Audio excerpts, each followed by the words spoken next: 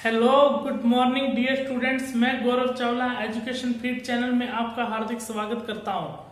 हमने कल स्टार्ट किया था डिविजिबिलिटी रूल्स, जिसकी अपने पहली क्लास हो चुकी है। आज दूसरी क्लास है जिसमें अपने डिविजिबिलिटी नंबर सिस्टम का जो पार्ट है डिविजिबिलिटी रूल्स, वही अपने पढ़ने वाले हैं। कल अपनों ने क्या पढ़ा था बच्चों? कल अपनों ने पढ़ा था कि 2 का डिविजिबिलिटी रूल, 1 का डिविजिबिलिटी रूल, 4 का डिविजिबिलिटी रूल, 8 का डिविजिबिलिटी रूल, 16 का डिविजिबिलिटी रूल, 32 का डिविजिबिलिटी रूल, जिसमें मैंने आपको क्या बताया था कि 2 के डिविजिबिलिटी रूल में सिर्फ लास्ट का डिजिट का 1 अंक देखिए, 4 के लिए लास्ट के डिजिट का 2 अंक देखिए, 8 के लिए लास्ट के डिजिट का 3 डिजिट करके भी देख सकते हैं और 2 डिजिट करके भी देख सकते हैं, 16 के लिए लास्ट की 4 डिजिट और 32 के लिए लास्ट की 5 डिजिट। ये जो रूल्स हैं वो मैंने कहा था अप्लाई, आपको कुछ क्वेश्चंस भी बताए थे और जो एक अप्लाई होंगे ये किस में होंगे, रिमाइंडर थ्योरम में होंगे। रिमाइंडर थ्योरम के आपके क्वेश्चन करवाए जाएंगे, आपको चिंता करने की जरूरत नहीं है, ये रूल्स पढ़ते रहिए। और आज हम जो रूल्स इसके आगे बढ़ेंगे, अब आपको ये भी कल बता दिया था कि यहाँ पर लास्ट का 1 ही डिजिट क्यों देखा जाता है, 2 ही क्यों देखा जाता है, 3 ही क्यों देखा जाता है। उसी तरीके से अपने एक और रूल पढ़ेंगे आज। और क्या रूल पढ़ेंगे अपने? यहाँ पर देखिए अपने पढ़ेंगे 5 का डिविजिबिलिटी रूल। अपने क्या पढ़ रहे हैं बच्चों? अपने पढ़ रहे हैं डिविजिबिलिटी रूल।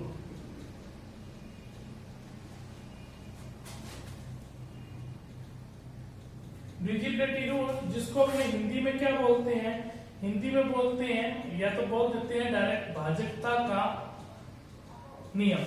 ठीक है, अब यहाँ पर देखिए अपने पढ़ेंगे किसका? आप भी पढ़ेंगे अपने 5 का डिविजिबिलिटी रूल।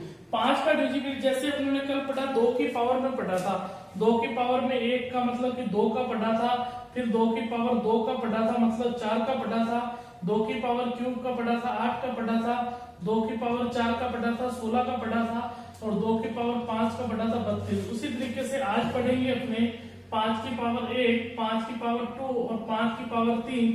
5 की पावर 3 125 होता है और ये 25 होता है और ये 5 होता है और ये कितना हो गया 625।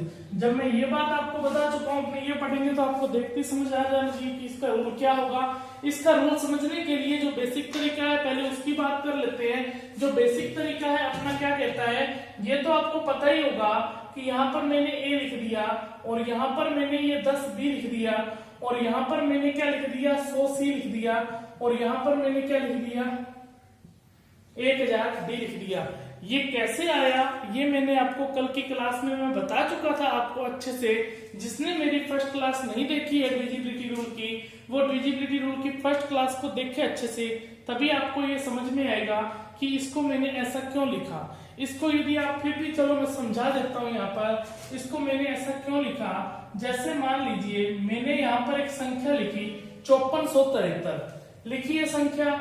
इस संख्या को मैं क्या माना है? इस संख्या को मैंने a माना है, इस संख्या को मैंने b माना है, इस संख्या को मैंने c माना है और इस संख्या को मैंने क्या माना है? d माना है।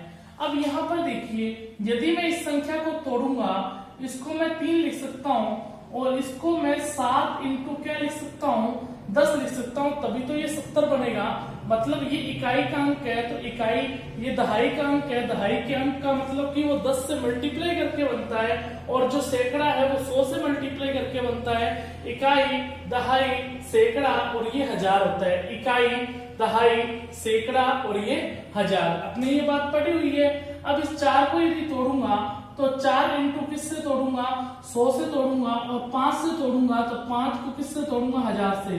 5 इंटू 1000 कितना बना 5000, 4 इंटू 100 कितना बना 400 और 7 इंटू 10 कितना बना 70 और 3 इंटू 1 कितना बना, इसको 1 लिख लीजिए, 3 इंटू 1 कितना बना 3 ही बना। क्लियर है? 1 लिखे या ना लिखे कोई फर्क नहीं पड़ेगा। तो ये वापस इसको जब आप जोड़ करोगे तो ये वापस कितना आ जाएगा 5473 आएगा कि नहीं आएगा? ये आएगा ना। तो इसी तरीके से यहाँ पर देखिए इसको यदि हमने a माना है तो मैंने a लिख दिया, इसको b माना है तो यहाँ पर 10 b, तो 10b जैसा कि यहाँ लिखा था 10 इंटू 7 और ये 10 इसको b मानना है 7 को, तो ये 10b, उसी तरीके से ये 100c, उसी तरीके से ये 1000d।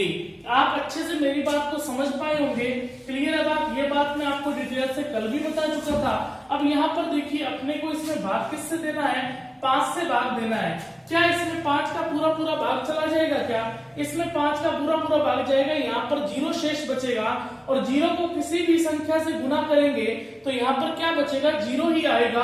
तो यहाँ पर शेष तो कुछ बचा ही नहीं है, क्लियर है, ये अपना पूरा हुआ। अब यहाँ 100 में 5 का भाग चला गया, यहाँ भी शेष पर 0, 0 को c से गुना करूंगा तो 0 ही आएगा। जब शेष पर कुछ बचा ही नहीं है तो यहाँ पर देखिए आगे देखते हैं, इसका 5 से इससे भी पूरा पूरा भाग चला जाएगा, इसमें भी 0 शेष पर बचेगा। बचा कितना, सिर्फ यही तो बचा। तो इसलिए अपने क्या देखते हैं, a/5, मतलब कि इसलिए अपने 5 का रूल क्या बन गया, 5 का रूल ये बन गया कि लास्ट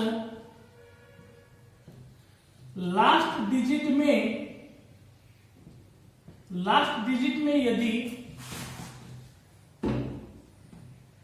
5 का कंप्लीट, या मैं कह सकता हूं पूरा पूरा भाग चला जाएगा तो उस पूरी संख्या में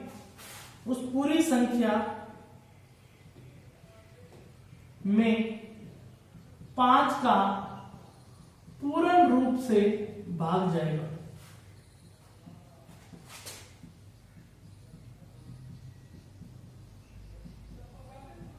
बच्चों आप मेरी बात को समझ पाए होंगे। ये तो मैंने बताया कि ऐसा क्यों हुआ, लास्ट डिजिट में ही अपने क्यों देखते हैं। जैसे यहाँ पर देखिए 5 की जगह अब यहाँ पर यदि मैं 25 कर देता तो लास्ट के 2 डिजिट देखेंगे। पहले इसको एग्जांपल को समझते हैं, इसके लिए एग्जांपल एक पर 25 मत लिखें, पढ़ा रहने दे।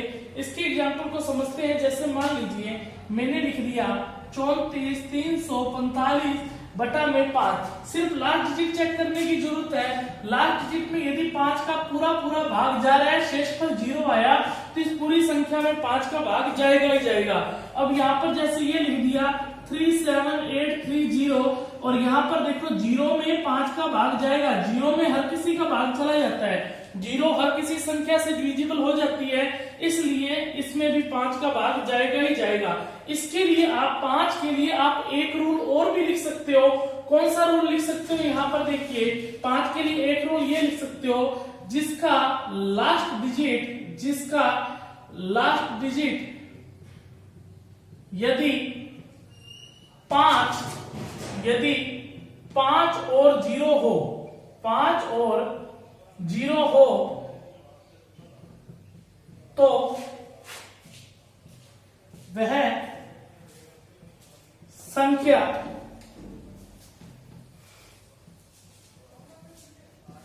पांच से डिविजिबल होगी। लास्ट डिजिट यदि 5 और 0 हो तो वह संख्या 5 से डिविजिबल होगी। क्लियर है बात? तो मैंने वही बात बताई, और तो कोई संख्या 5 से कटेगी ही नहीं। 1 भी नहीं कटती, 2 भी नहीं कटती, 3 भी नहीं कटती, 4 भी नहीं कटती, 5 कटती है, 6 भी नहीं कटती, 7 भी नहीं कटती, 8 भी नहीं कटती, 9 भी नहीं कटती, 10 यानी कि 0 कटता है। तो यहाँ पर वही रूल बन गया। रूल यही है, इस रूल को थोड़ा शॉर्ट करके पता लग गया कि संख्याएं अपने पास 0 से लेकर 9 तक की होती हैं, और 0 से 9 तक की संख्याओं में सिर्फ 5 और 0 ही तो आपस में कट रहा है 5 से, और कोई संख्या कट ही नहीं रही है। तो वहीं से रूल निकल कर आ गया, जिसकी लास्ट डिजिट 5 या 0 हो तो वह संख्या 5 से डिविजिबल होगी। क्लियर है? मैं बेसिक तरीका भी आपको साथ लेकर करवा रहा हूं, जिसमें आपको कोई प्रॉब्लम ना है। इसको आप नोट कर लीजिए। यदि आपने नोट कर लिया है अच्छे से तो आगे अपने बढ़ते हैं। ठीक है, नोट कर लें, 10 सेकंड का समय आपके पास।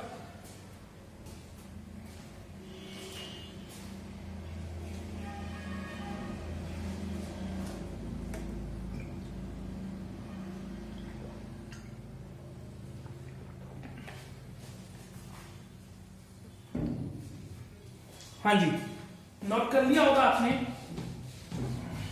अब देखिए नेक्स्ट रूल पढ़े। नेक्स्ट रूल यहाँ पर देखिए, ये बात तो अब अपने आप को नानी आती होगी। a plus 10b plus 100b plus, और यहाँ पर क्या लिखा 1000d, सॉरी यहाँ सी है ठीक है। इसको अपने इस बार भाग किससे देंगे, 25 से देंगे। 5 का आगे अपने 25 का रूल सीख रहे हैं। 25 के लिए यहाँ पर देखो, ये 25 से पूरा पूरा भाग चला जाएगा। अब ये बताने की जरूरत नहीं है, ये भी 25 से पूरा पूरा भाग चला जाएगा। ये 25 से भाग नहीं जाएगा, ये भी 25 से भाग नहीं जाएगा। इसका मतलब ए है और इसका मतलब क्या है, बी है। बी को ही तो आपने 10 भी लिखा था, तो यहाँ पर रूल क्या बन गया, बी ए बटा में 25। या मैं क्या लिख सकता हूँ रूल, जिसका लास्ट डिजिट में यदि लास्ट यहाँ पर डिजिट था और यहाँ क्या कर देते हैं अपने, लास्ट 2 डिजिट कर दो। वो सिर्फ लास्ट डिजिट था 5 के लिए, यहाँ पर लास्ट 2 डिजिट में यदि 25 का कंप्लीट पूरा पूरा भाग चला जाएगा, उस पूरी संख्या में 5 का अब क्या होगा, 25 का पढ़ रहे हैं तो 25 का पूर्ण रूप से भाग जाएगा। इसकी थ्योरी तो यही है, पर इसके लिए यहाँ पर देखिए ये रूल नहीं काम करेगा जो 5 और 0 है। इसके लिए रूल एक और अपने बेसिक तरीका क्या देख सकते हैं, ये तो आपको ध्यान में रखना ही है। लास्ट 2 डिजिट में यदि 25 का कंप्लीट पूरा पूरा भाग जाएगा तो उस पूरी संख्या 25 का एग्जाम्पल देख सकते हैं। जैसे मैंने यहाँ पर लिखा 3875 है, क्या 3875 में 25 का भाग जाएगा क्या, ये पूरी संख्या को भाग देने की आपको जरूरत कभी भी नहीं रहती है। अब यहाँ पर लास्ट में सिर्फ 2 ही डिजिट चेक कीजिए, क्योंकि मैं 25 का रूल आपको बता चुका हूं कि 25 का रूल क्या है, यदि लास्ट 2 डिजिट में 5 का 25 का पूरा पूरा भाग जाएगा तो इस पूरी संख्या में 25 का भाग जाएगा। तो 75 है, 75 में 25 का भाग दिया तो ये पूरा पूरा चला गया, क्योंकि 25 इंटू 3 है 75 होता है, जिसमें से अपना जो रिमाइंडर है यानी कि इसका जो शेषफल है, शेषफल कितना बचा है, 0 बचा है। तो यहाँ पर ये पूर्ण रूप से भाग चला गया तो ये पूरी संख्या 25 से भाग जाएगी। एक एग्जाम्पल मैंने और ले लिया, यहाँ पर ले लिया 8735 बटा में 25। अब लास्ट डिजिट कितनी है, 35 है। हम जानते हैं कि 35 25 से भाग नहीं जाएगा, तो ये पूरी संख्या में 25 का भाग नहीं जाएगा। यदि इस संख्या में ये पूछा जाए कि इसका रिमाइंडर कितना आएगा, तो आप रिमाइंडर भी निकाल सकते हो। 25 है और यहाँ पर कितना था, 35 था, और 35 में भाग देना है किसका, 25 का, और शेषफल कितना है, 10। क्लियर है बात, समझ पाए मेरी बात आप अच्छे से। यदि आप मेरी अच्छे से बात समझ पाए तो इसको आप नोट कीजिए। एक चीज और बताता हूँ छोटी सी, यदि 25 का भाग किसमें जाता है, जिस संख्याओं की लास्ट की 2 डिजिट या तो 00 हो, या क्या हो 25 हो, या क्या हो 50 हो, या क्या हो 75 हो, उन संख्या वह संख्या है 25 से डिविजिबल होगी ही होगी। अपनी मैथ्स की नींव को पढ़ रहे हैं, ये जो पढ़ रहे हैं ना टॉपिक, ये अपनी मैथ्स की आगे आने वाले अर्थमेटिक पढ़िए, एडवांस पढ़िए, ये अपनी नींव को मजबूत करेगा। ये पढ़ना बहुत ही आपके लिए जरूरी है, इसलिए मैं आपको पढ़ा रहा हूँ। ये पढ़ना आपके लिए बहुत ही बेहद जरूरी है। देखो लास्ट अंक 00, 25, 50 और 75 है, तो यहाँ पर लास्ट में 25 से भाग जाएगा ही जाएगा। यहाँ पर लिख दिया 00, 25 और 50 और 75 हो, तो ये 25 से भाग जाएगा ही जाएगा। जैसे उसमें 5 और 0 था, अब वो 5 और 0 कैसे है, उसी तरीके से ये 00 है, 25 है, 50 है, 75 है, क्योंकि यहाँ पर 1 से लेकर संख्याएं 0 से जब स्टार्ट करेंगे तो लास्ट में एक बड़ी संख्या 25 ही आएगी जो 25 से भाग जाएगी। उससे पहले कोई संख्या होगी नहीं, और 25 के बाद फिर 50 मिलेगी, 50 के बाद 75 मिलेगी, 75 के बाद 100 मिलेगा, 100 यानी कि 2 0 मिल गई। क्लियर है, इसलिए यहाँ पर 2 0 लिखा। क्लियर है बात, समझ में आ गई होगी आपको बात। अब जो लास्ट बचा है हमारे पास, क्या बचा है, लास्ट बच गया हमारे पास 125। तो 125 को देखने के लिए यही रूल अपने ले सकते हैं। 125 के लिए यहाँ पर ये a है, यहाँ पर ये 10 भी है, और यहाँ पर क्या है, ये 100 है, और यहाँ पर कितना है 1000 डी। ये कैसे आया ये मैं आपको बता चुका हूँ। 125 तो a में 125 का भाग, ये देखिए 125 का भाग, इसमें तो पूरा पूरा चला जाएगा, 0 बचेगा, इसमें नहीं जाएगा, इसमें नहीं जाएगा, इसमें नहीं जाएगा, तो रूल क्या बन जाएगा, CBA बटा में कितना बन जाएगा 125। तो यहाँ पर देखिए लास्ट की 3 डिजिट में यदि 125 का भाग जाएगा तो उस पूरी संख्या में 125 का भाग जाएगा ही जाएगा। तो लास्ट में कितनी संख्याएं देख सकते हैं, इसमें लास्ट में कितनी संख्या, 3 डिजिट। 3 डिजिट में यदि किसका भाग जाएगा, 125 का कंप्लीट रूप से यदि पूरा पूरा भाग जाएगा तो उस पूरी संख्या में 125 का पूर्ण रूप से भाग जाएगा ही जाएगा। क्लियर है बात? इतनी बात समझ पाए? यहाँ पर देखिए लास्ट में 3 डिजिट है, इसमें भाग जाएगा तो ये बात भाग जाएगा। अपने पढ़ चुके हैं 2 का रूल, 4 का रूल, 8 का रूल, 16 का रूल, 32 का रूल, 5 का रूल, 25 का रूल, 125 का, 26 का। जो सबसे ज्यादा रूल पूछे जाते हैं जिससे क्वेश्चन बनते हैं वो रूल अपने पढ़ने जा रहे हैं। कौन सा? 3 का रूल पढ़ेंगे और 9 का रूल पढ़ेंगे। 3 का रूल क्या कहता है और 9 का रूल क्या कहता है अभी देखते हैं।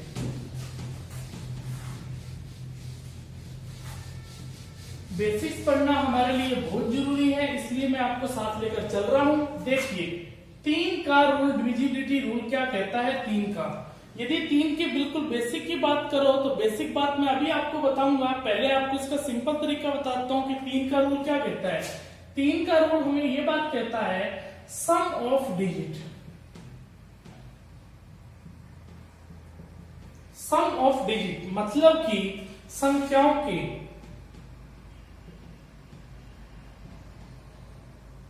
का आपस में जोड़ देने के बाद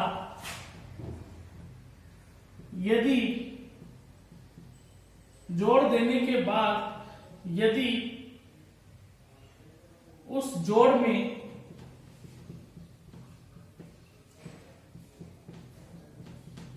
तीन का भाग जाएगा तो उस पूरी संख्या में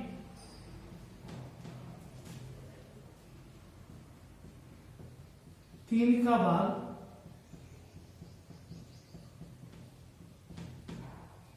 चला जाएगा। क्या लिखा मैंने? सम ऑफ डिजिट। आपको आशा करता हूं कि आपको ये बात समझ में अभी नहीं आई होगी। यदि नहीं आई है तो समझते हैं। सम ऑफ डिजिट का मतलब क्या हुआ? जैसे यहां पर देखिए मैंने यहां पर संख्या लिख दी, ये संख्या लिखी 324, या एक और लिख देता हूं ये 32,451। तो मेरे कहने का मतलब है कि आपको इस संख्या में देखना है कि क्या इस संख्या में 3 का भाग पूरा जाता है क्या। इस संख्या में 3 का भाग देखने के लिए अपने क्या करेंगे? सम ऑफ डिजिट करेंगे। ये क्या है? ये अलग अलग एक डिजिट है। सम ऑफ डिजिट का मतलब क्या हुआ?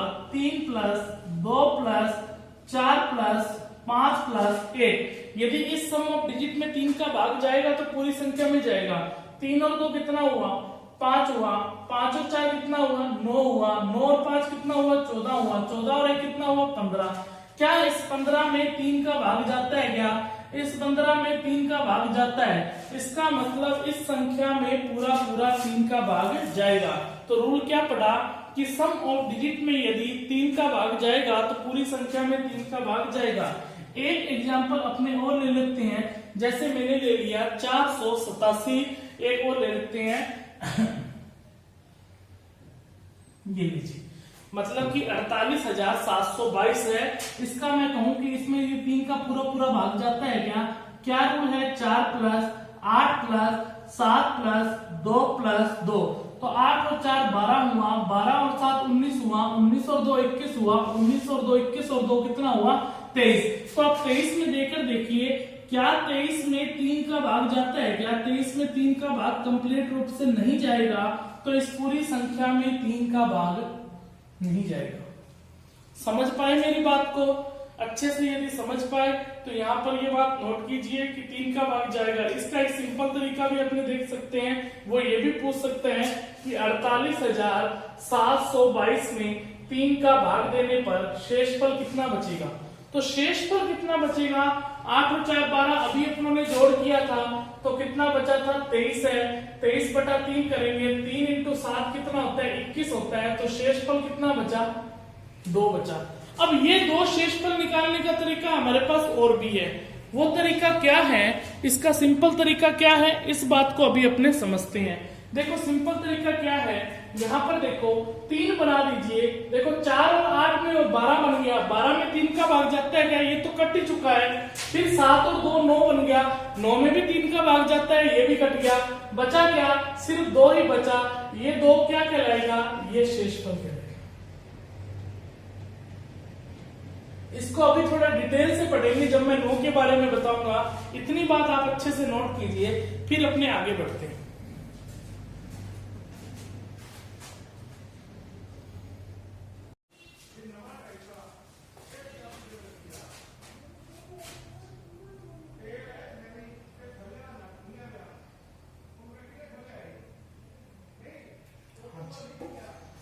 हाँ जी, नोट कर लिया होगा आपने अच्छे से।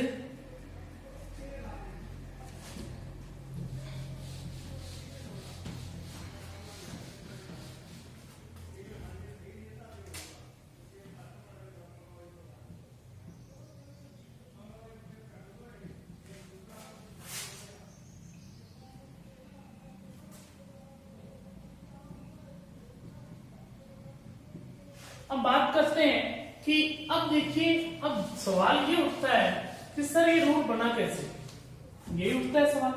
अब यहां पर देखिए वही केस लेकर चलेंगे, a plus 10b plus 100c plus 1000d। ठीक है, थोड़ा सा इसको बड़े अक्षरों में लिख देता हूं, आपको पढ़ने में दिक्कत ना हो। इसको लिख दिया a, यहां लिख दिया 10b और यहां लिख दिया 100c और यहां लिख दिया 1000। देखो ये रूल कैसे बना, यहां पर देखिए, देखो इसको 3 से डिवाइड करना है, तो यहां पर क्या लिखा मैंने कि 1000d को आप सोचिए, क्या मैं इसको ये लिख सकता हूं क्या 999d प्लस में 999d प्लस में क्या लिख सकता हूं, इसको यदि मैं नीचे लिख दूं अच्छे से तो आपको समझ में आ जाएगा। एक बार इसको रफ ही कर रहा हूं मैं पूरे को, इसका यूज था तो मैंने रफ नहीं किया था, चलो कर लेते हैं, दोबारा लिख देंगे 999d प्लस क्या लिख सकता हूं, एक डी और लिखूंगा 999d प्लस डी कितना बन जाएगा 1000d बन जाएगा। और यहाँ पर देखिए 99c प्लस c लिखूंगा तो ये 100c बन जाएगा, और 10b को यहाँ पर ये 9b और प्लस b लिखूंगा 10b बन जाएगा, और a का ये a ही रहेगा। क्लियर है। अब यहाँ पर देखिए इसको 3 से भाग देना है, तो इसमें तो 3 का पूरा पूरा भाग चला जाएगा ना, 9 9 9 3 इंटू 3 9 3 इंटू 3 पूरा पूरा भाग जाएगा, 0 बचेगा, 0 को d से गुना करोगे, बट यहाँ प्लस का d है, ये अलग बच गया, इसको पड़ा रहने दो, इसको पड़ा रहने दो। यहाँ पर देखिए इसमें तो भाग पूरा पूरा चला गया, पर प्लस का d इसमें भाग नहीं गया, इसमें यहाँ पर 99 है, इसमें भी 3 का पूरा पूरा भाग चला जाएगा, इसमें भी 3 का पूरा पूरा भाग चला जाएगा। बच क्या गया, बच हमारे पास गया एक d बच गया, और क्या बच गया c बच गया, और क्या बच गया b बच गया, और क्या बच गया a बच गया। तो हमारे पास क्या निकला, इसमें भाग नहीं गया, तो क्या रूल निकल कर आया, तो ये क्या था a b c d, ये एक डिजिट ही तो थी, इसको डिजिट ही तो माना था, ये a थी, ये b थी, ये c थी, ये d थी, तो डिजिट ही तो माना था। तो डिजिट क्या सम ऑफ क्या बन गया, डिजिट बन गया, कि ये क्या बन गया, सम ऑफ डिजिट ही तो बन गया।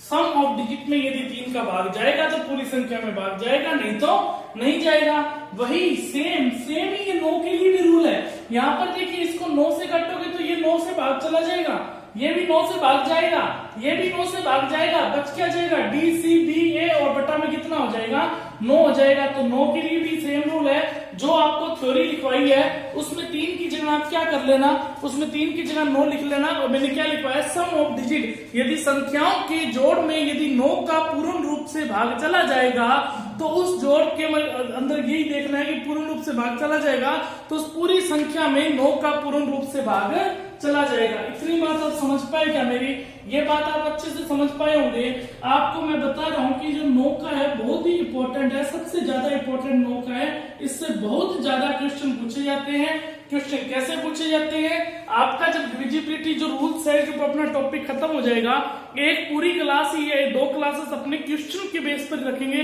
जिसमें अपने सिर्फ क्वेश्चन ही क्वेश्चन करेंगे कि क्वेश्चन डिविजिबिलिटी रूल्स के आते कैसे हैं।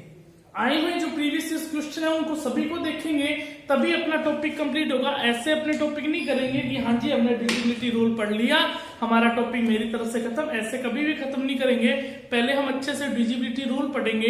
डिविजिबिलिटी रूल पढ़ने के बाद उसकी फिर प्रैक्टिस करेंगे क्वेश्चंस की, जितनी भी हम कर सकते हैं क्वेश्चन की प्रैक्टिस, उसके टाइप का एक एक बार पढ़ लेंगे। उसके बाद अपनी नेक्स्ट चैप्टर स्टार्ट करेंगे। क्लियर है बात? चाहे हमारी 4 क्लासेस हो, चाहे 5 क्लासेस हो, चाहे 6 क्लासेस हो, इसी तरीके से अपने पढ़ेंगे।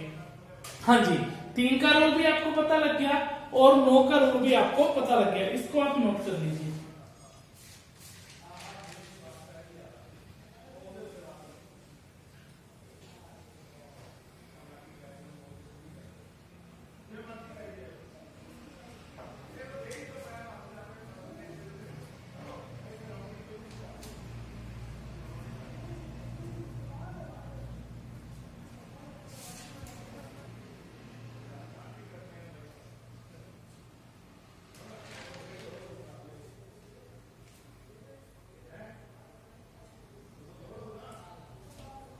हाँ जी, एक चीज 9 के रूप में और पढ़ेंगे अपने, क्या पढ़ेंगे वो देखिए,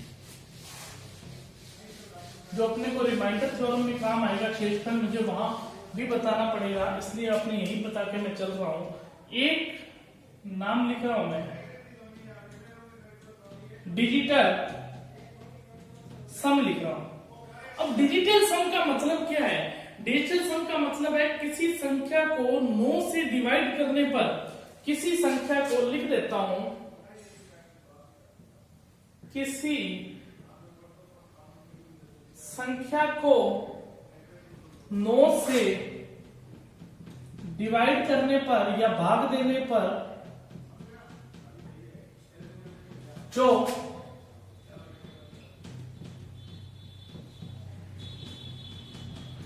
शेष फल बचता है, किसी भी संख्या को 9 से डिवाइड करने पर जो शेष फल बचता है वह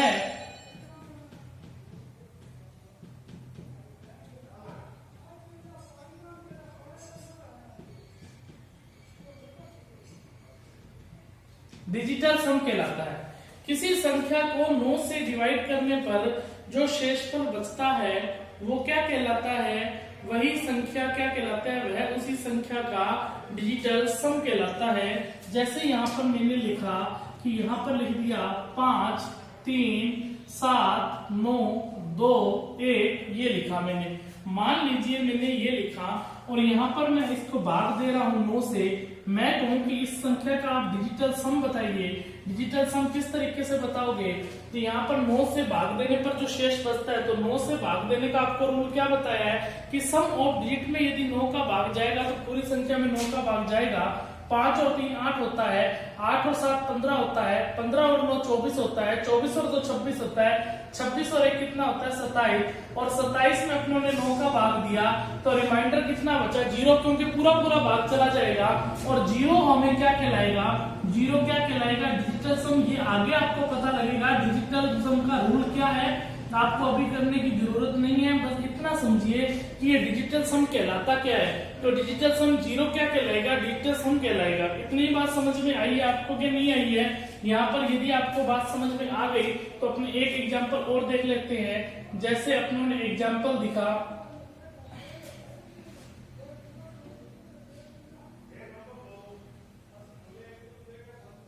हाँ जी, यहाँ पर देखिए अपनों ने ये एग्जांपल लिखा, इसको अपनों ने 9 से भाग दिया। मैं कहूँ डिजिटल सम बताइए। 3 और 8 कितना हुआ? 11, 11 और 2 कितना हुआ? 13, 13 और 4 कितना हुआ? 17, 17 और 5 कितना हुआ? 22, 22 और 3 कितना हुआ? 25, 25 और 6 कितना हुआ? 31। इस 31 का आपने 9 में भाग दिया तो 9 इंटू 4 कितना होता है? 36, और 9 इंटू 3 कितना होता है? 27 होता है। 9 इंटू 3 27 होता है। तो शेषफल कितना बचा? 4 हमारे पास शेषफल बचा। ये जो शेषफल बचा है यही क्या कहलाएगा? यही डिजिटल सम कहलाएगा। इसको ही अपने क्या बोलेंगे? डिजिटल सम बोलेंगे। और डिजिटल सम निकलकर हमारे पास कितना आ गया? 4 आ गया। डिजिटल सम हो निकलकर हमारे पास कितना आ गया बच्चों? 4 आ गया। क्लियर है? अब देखो हर बार इसको जोड़ करने की जरूरत नहीं रहती है। जोड़ करने के लिए जरूरत क्यों नहीं रहती है? इसी चीज को मैं दोबारा बता रहा हूं। यहाँ पर देखिए जो 9 बन रहा है, जो जोड़ करने पर 9 बन रहा है वो तो आपस में कटेगा ही ना कटेगा। तो यहाँ पर देखो ये 9 बना, ये 9 तो कट गया जोड़ करने पर। 7 और 2 ये भी 9 बन गया, ये भी कट गया। 5 और 3 8, 8 और 1 क्या बना 9, और ये पूरा पूरा सारा ही तो कट गया, बचा क्या 0 ही तो बचा, तो ये डिजिटल सम कहलाएगा। यहाँ पर देखिए जो 9 बनता जा रहा है उसको काट दीजिए, 6 और 3 क्या बन गया 9 बन गया, 5 और 4 क्या बन गया 9 बन गया, और ये 9 बनेगा क्या, यहाँ पर देखिए 8 और 3 कितना बन गया 11, 11 और 2 कितना बन गया 13। अब 13 में सिर्फ 9 का भाग देकर देखो शेषफल कितना बचेगा 4। समझ में आई है बात कि नहीं समझ में आई है?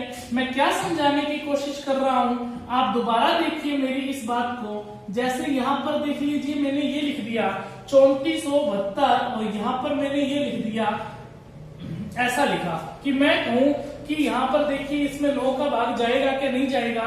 तो आपने क्या करना है, सबसे पहले पूरा जोड़ करने की जरूरत नहीं रहती है कि 4 और 3 7 और 7 14 और 2 16 और 5 21 और 4 25 और 7 32 और 8 40 और 1 41, ऐसा जोड़ करने की जरूरत नहीं रहती है। तो क्या तरीका किया करो, 8 और 1 9, इसमें पूरा पूरा जो 9 बनता जा रहा है वो कटता जा रहा है, 7 और 2 9 ये भी कट चुका है, 5 और 4 9 ये भी कट चुका है, बचा क्या हमारे पास 7 और 4 11, 11 और 3 कितना बन गया 11 और 3 कितना बन गया बच्चों 14 बच गया, और 14 बटा में कितना आया 9 आया, तो शेषफल कितना आ गया 5 आ गया। जो शेषफल आएगा वही हमारे पास क्या कहलाएगा डिजिटल सम कहलाएगा। क्या कहलाएगा डिजिटल सम कहलाएगा। आपको इसी तरीके से करना होता है। अब मेरी बात क्या आप अच्छे से समझ पाए क्या, क्लियर है बात, मेरी बात क्या अच्छे से समझ पाए क्या, समझ पाए ना, इसको आप नोट कीजिए।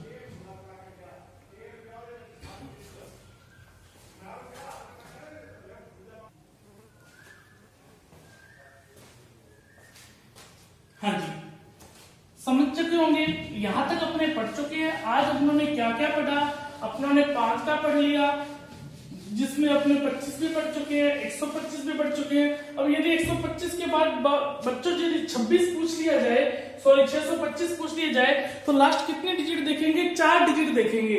ठीक है, पूछता नहीं है इतना, तो आपको 3 का भी बता दिया और 9 का भी बता दिया और डिजिटल आपको सम भी बता दिया।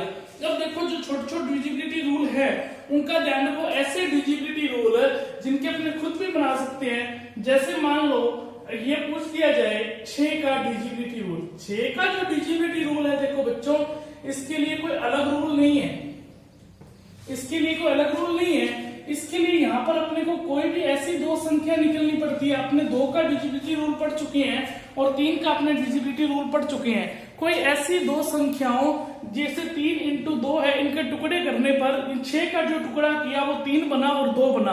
टुकड़ा ऐसा बनना चाहिए, टुकड़ा तो हमारे पास 6 इंटू 1 भी बन सकता है, ठीक है, पर टुकड़ा ऐसा बनना चाहिए जो आपस में दोनों कॉमन संख्या ना हो। दोनों क्या हो, लिख लेना इस बात को कि ऐसा टुकड़ा बनना चाहिए दोनों कॉमन संख्या ना हो, या क्या बोल सकता हूं, या जिन संख्याओं का HCF 1 हो, हाईएस्ट कॉमन फैक्टर HCF जिनका 1 हो। HCF क्या मतलब होता है, HCF का मतलब ये होता है कि जो संख्या अपने पास हाईएस्ट कॉमन हो, हाईएस्ट कॉमन हो मतलब कि कॉमन संख्या ना हो, मतलब कहने का मतलब क्या है, हाईएस्ट कॉमन देखो 2 का टुकड़ा करेंगे, 2 इंटू 1 लिखेंगे, 3 इंटू 1 लिखेंगे, और यहाँ पर देखिए ये 1 क्या है, दोनों में कॉमन आ रहा है ना, दोनों के अंदर कॉमन आ रहा है, तो इसका HCF कितना निकल कर आया 1 हो। या आपने क्या बोल सकते हैं, या आपने बोल सकते हैं सहअभाज्य संख्या हो,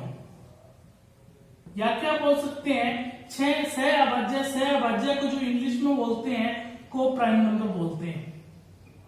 को प्राइम नंबर मतलब का मतलब ये होता है, को प्राइम नंबर कौन सी होती है, जिनका HCF 1 होता है वो को प्राइम नंबर होती है, यानी कि सहअभाज्य जो अपने आप में पूरी कॉमन संख्या ना हो, या कि आपस में एक दूसरे के कटते ना हो। 2 में क्या 3 का भाग जाता है क्या, नहीं जाता।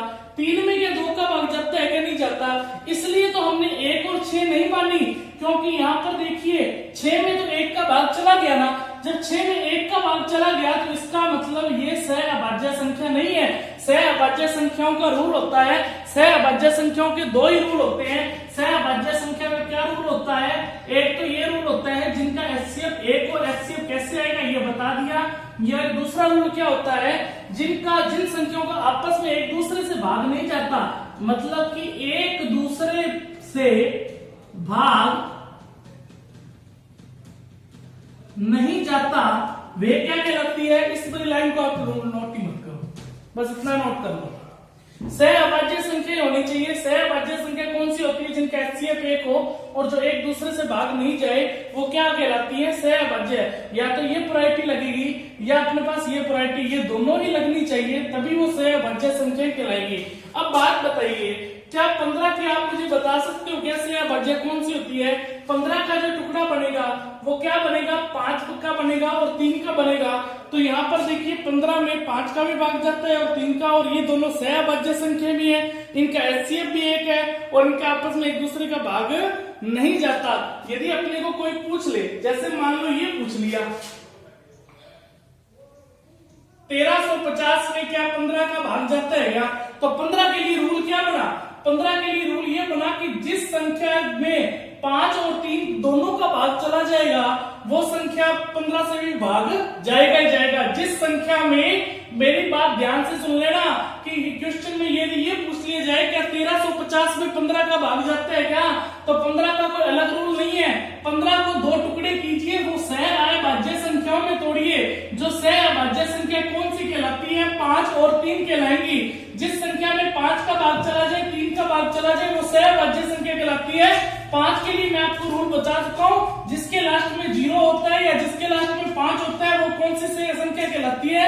सहअभाज्य संख्या कहलाती है। और 3 के लिए मैं रूल बता चुका हूं, 5 और 3 8 और 1 9, जोड़ करने पर यदि 3 से भाग जाएगा तो उस संख्या में भाग जाएगा। इन दोनों से भाग जा रहा है, इसका मतलब इस संख्या में 15 का भी भाग जाएगा ही जाएगा। क्या मेरी बात आप अच्छे से समझ पाए?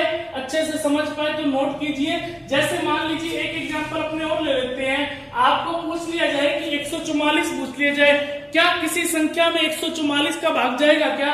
144 के लिए 2 सहअभाज्य संख्या कौन सी निकालोगे? एक निकालोगे 16 और एक निकालोगे 9। जिस संख्या का पूछेगा कि जिस संख्या में 144 का भाग चला गया, यदि उस संख्या में 16 का भी भाग चला जाए और उस संख्या में 9 का भी भाग चला जाए, तो वो संख्या 144 से भी भाग जाएगा ही जाएगा। इतनी बात आप मेरी समझ पाए? ये बात नोट कीजिए, ये बात आप अच्छे से नोट कीजिए।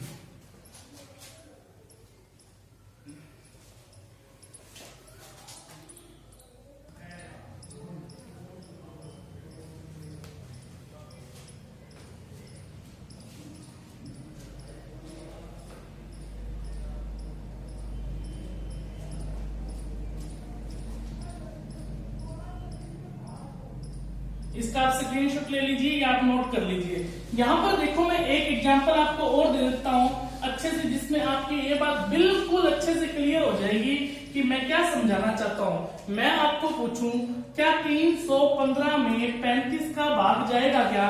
35 को ऐसे 2 टुकड़ों में तोड़िए, 35 को एक ऐसे 2 टुकड़ों में तोड़िए जो सहअभाज्य संख्या होनी चाहिए, वो 2 ही टुकड़े बनेंगे, एक बनेगा 7 और एक बनेगा 5, और 7 इंटू 5 करने पर क्या आता है? 35 आता है। क्या ये सहअभाज्य संख्या है क्या? जिनका एचसीएफ 1 निकल कर आएगा वो सहअभाज्य संख्या होंगी, या जिनका आपस में भाग नहीं जाएगा? 7 में क्या 5 का भाग जाता है क्या? नहीं जाता। 5 में क्या 7 का भाग जाता है क्या? नहीं जाता। इसका मतलब ये सहअभाज्य संख्याएं हैं। अब यहाँ पर देखो, क्या 315 में 7 का रूल मैं अभी आपको बताऊंगा। 7 का रूल मैं आपको बताऊंगा कि 7 का रूल चेक करने का क्या है। क्या इसमें 315 में 5 का तो भाग जा रहा है, 7 का रूल मैं अगेन आपको आगे नेक्स्ट क्लास में बताऊंगा, तो इसका मतलब इसमें 35 का भाग जाएगा ही जाएगा। क्लियर है? मेरी बात समझ पाए? एक क्वेश्चन आया एग्जाम में, जो मैं आपके सामने लिख रहा हूँ क्वेश्चन, वो एग्जाम में क्वेश्चन प्रीवियस ईयर का क्वेश्चन है, वो क्वेश्चन लिख रहा हूँ आपके सामने। उस क्वेश्चन को आपको ऑप्शन भी दूंगा, आप करके देखिए।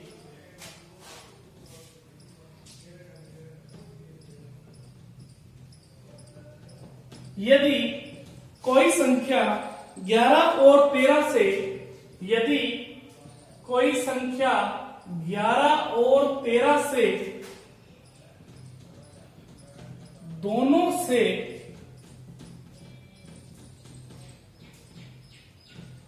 विभाज्य है, 11 और 13 दोनों से विभाज्य है, तो यह आवश्यक रूप से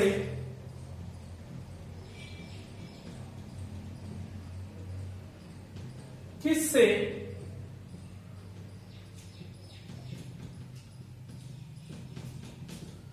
विभाज्य होगी, जिसमें मैं आपको ऑप्शन दे रहा हूं।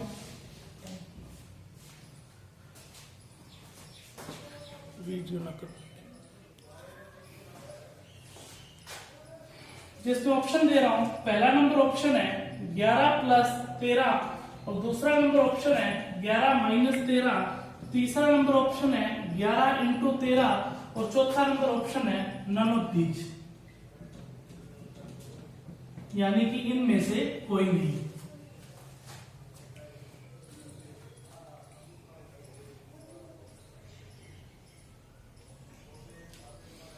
तो क्वेश्चन देखिए क्या लिखा हुआ है, यदि कोई संख्या 11 और 13 से दोनों से विभाज्य है तो यह आवश्यक रूप से किससे विभाज्य होगी या होनी चाहिए। यहां पर देखिए 11 और जो 13 है दोनों ही क्या है, एक सहअभाज्य संख्याएं हैं। सहअभाज्य संख्याओं को इंग्लिश में क्या बोलते हैं, को प्राइम नंबर बोलते हैं। सहअभाज्य संख्या है यानी कि को प्राइम नंबर है। ये सहअभाज्य संख्या है। जब सहअभाज्य संख्या होती है उस संख्या को इंटू करने पर, यही तो रूल बताया, उस संख्या का इंटू करने पर जो रिजल्ट आएगा उस संख्या से भी ये विभाजित होगी ही होगी। तो इसका जो आंसर निकल कर आया वो क्या निकल कर आया, सी निकल कर आया। यही बात मैंने अभी आपको बताई थी। यही क्वेश्चन है जो एसएससी सीजीएलई में पूछा गया था और ये बिल्कुल सिंपल, बिल्कुल बेसिक तरीके से पूछा गया था। क्लियर है, अच्छे से मैं आपको समझा पाया हूँगा। यदि आपने अच्छे से सारी चीजें अच्छे से आपने समझ ली है तो चैनल को ज्यादा से ज्यादा सब्सक्राइब करें और शेयर करें। धन्यवाद।